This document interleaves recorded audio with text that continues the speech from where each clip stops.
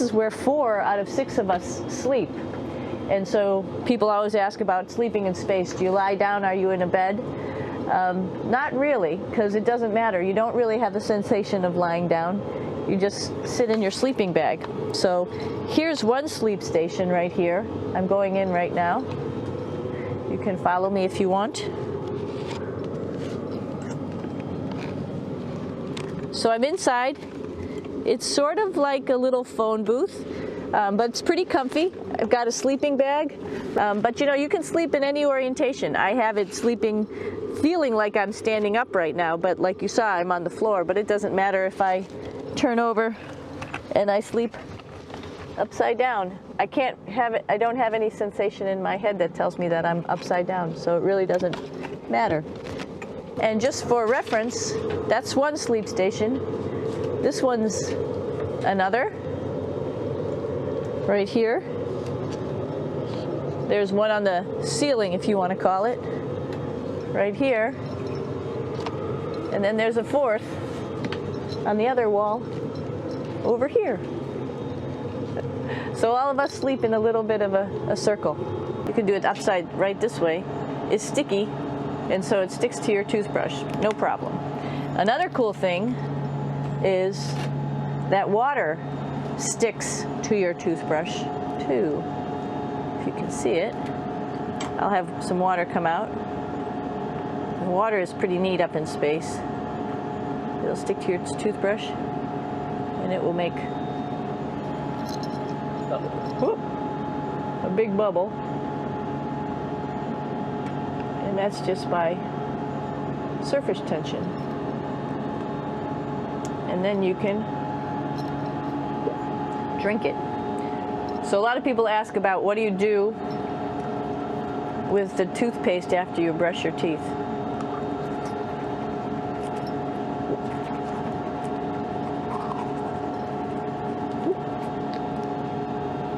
Two options.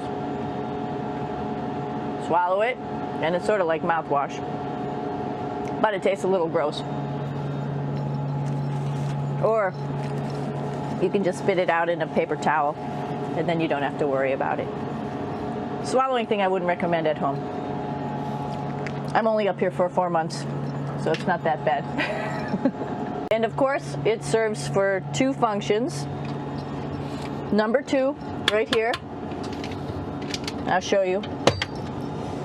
But you see it's pretty small, so you have to have pretty good aim, and you be ready to make sure things get let go the right direction. And it smells a little bit, so I'm closing it up. And that's of course for number 2. And this guy right here is for number 1. So they're sort of 2 slightly separate functions, but you can do a little, essentially both, by hanging on right here and doing number 1 and number 2. And did I mention both of these have a little bit of suction, so they should keep things going in the right direction. This is our kitchen.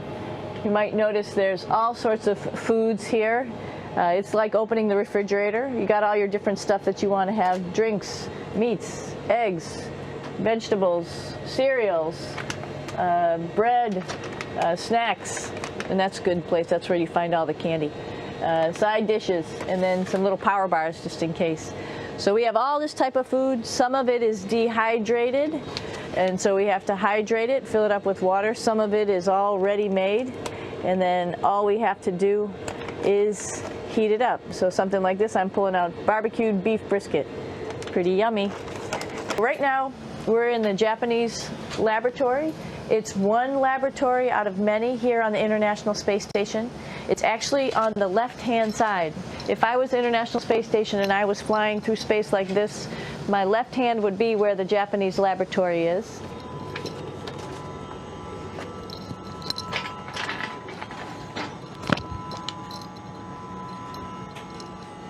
So now again, we're on the right-hand side, all the way on the right of the International Space Station. This is Columbus, the European module. It has science experiments all over. You could see it looks a little bit crowded. And here we do a lot of our medical experiments.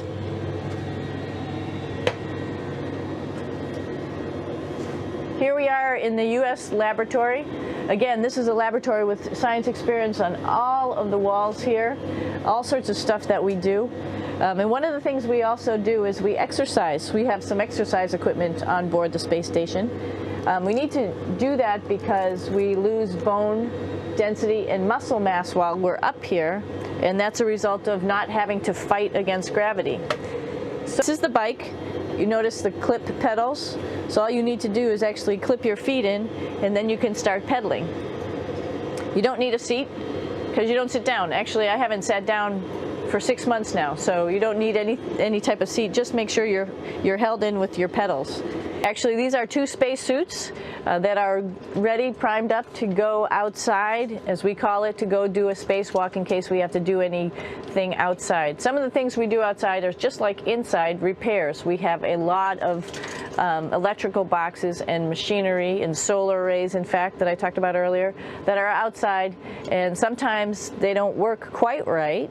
Remember, space is really cold and really hot, and it's also the vacuum of space with no pressure, and so some of the equipment doesn't work well all the time. So we might have to go out and do a spacewalk.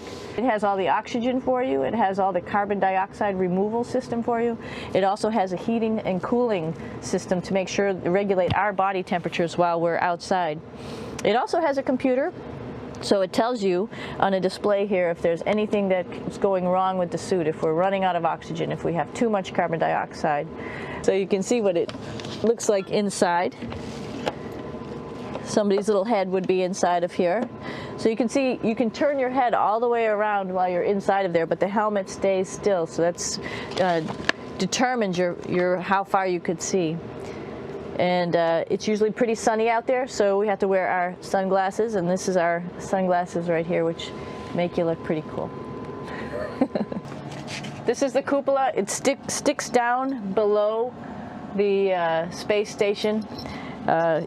It's one of those places you find yourself hanging out in all the time because all you want to do is look back at our planet. I think some questions I had were about what do you do in your free time, and you can't help but want to just come to the cupola and look outside as much as you can. And a lot of folks, I play this game with myself about where we're flying over the Earth. Try to come in here and just guess. After being here for a little while, you can sort of figure it out. You can tell different cloud types over different continents. You can tell different soil types over different continents. So let's see. And then, of course, there's a lot of ocean. So usually we're over the ocean at first glance. I will tell you in just a moment where we are.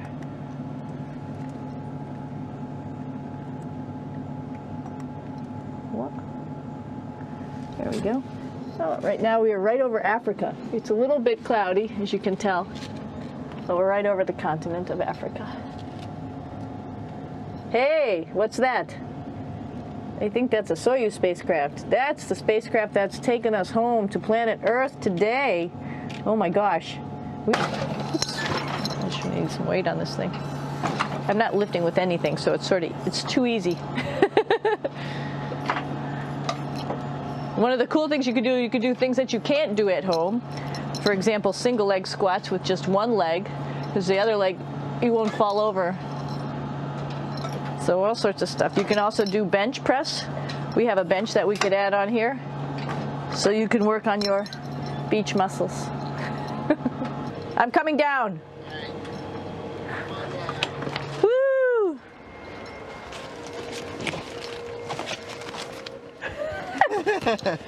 Then you can come right back up again, like Superman. Woo! We're going into the Russian segment. Be ready. You don't need a passport either.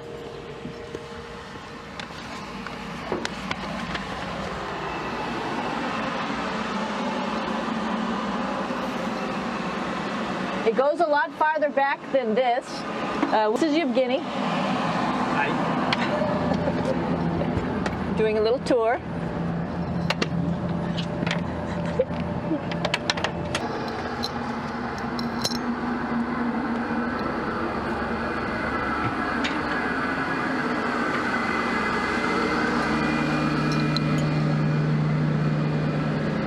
Можно? Снимаем. Чуть-чуть. So here we are in the heart of the space station, really. This is the service module. This is the central post. Questions are about what type of things do you have to worry about. And some of the things we have to worry about in space are fire. If we had a fire, if we had a depressurization, like we were hit by a micrometeorite and it made a hole. So we gather here as a group of 3 or 6 and then figure out how we're going to either fight the fire, patch the hole, or solve the toxic spill. Okay. Спасибо. We're going to check out our Soyuz real quick. Make sure it's ready to go. О, извините. No problem. Это пробка.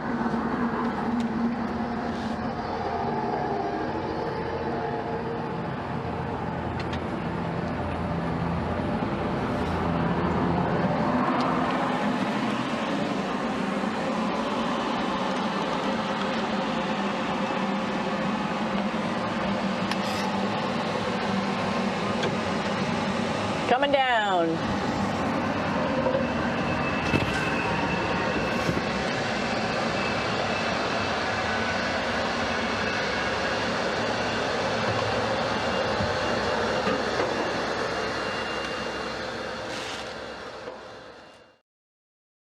American Sōnita Williams and her co-astronauts, flight engineers Yuri Melchenko and Aki Hoshodo, have undocked from the Rassvet module of the International Space Station for their journey back to Earth after spending 4 months in orbit. Now, earlier, the tri-orbit farewell to their